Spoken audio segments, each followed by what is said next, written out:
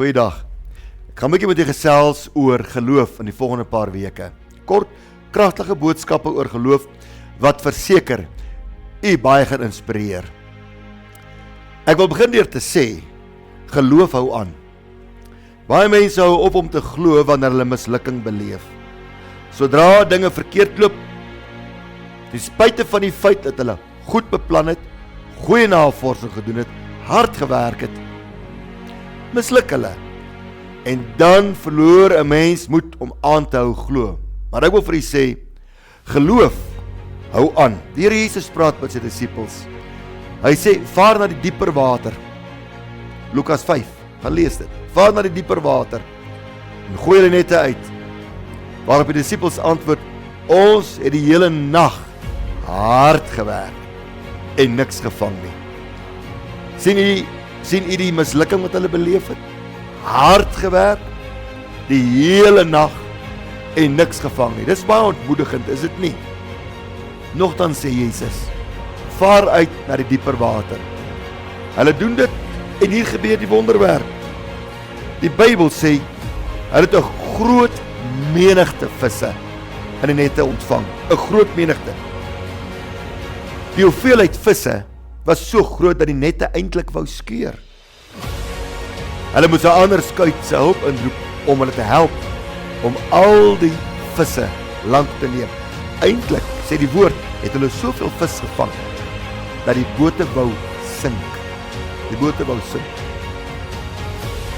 Nou wil ek ook vir u sê, geloof moet vooraf gegaan word deur gehoorsaamheid. Hulle kon geweier het. Hulle kon gesê, nee, ons gaan nie, ons hele nag gewerk. Ons glo nie, ons gaan enige vis vandag vang. Geloof hou aan, maar geloof word vooraf gegaan deur gehoorsaamheid. Baie keer gee God 'n opdrag wat 'n groot seën vir jou gaan inhou. En jy word getoets op jou mislukkings van die verlede, of jy nog sal glo. Maar God het groot seën vir jou in gedagte. En daarom wil ek vir jou sê, gehoorsaamheid het 'n geweldige effek op geloof. As God sê, bid nog, dan bid jy nog. As God sê, maak sis of maak so, dan doen jy dit. Want wat God spreek, bring vir 'n mens lewe. Wat God spreek, bring vir 'n mens oplossings en deurbrake. Wat God spreek, hou vir jou seën in. En geloof wat aanhou, sal verseker seën inbring. Jy moet versigtig wees om nie moed te verloor nie. Wees ook versigtig dat die duiwel jou nie beïnvloed tot ongeloof en twyfel nie. Glo God se woord. Glo die woord van die Here. Hou aan glo en sien watter wonderlike seëninge die Here vir jou bewerk. Kom ons bid saam.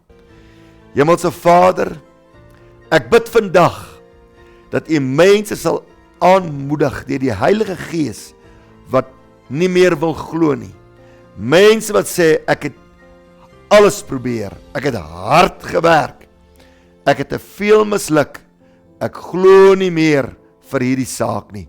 Sal die Heilige Gees mense inspireer, 'n nuwe vlam van geloof in hulle harte aan die brand steek, sodat hulle Here kan ontvang wat U beloof wanneer ons glo. Ek bid dit in die naam van Jesus Christus. Amen. Onthou nou, van hierdie oomblik af, geloof hou aan. Here seën u. Totsiens.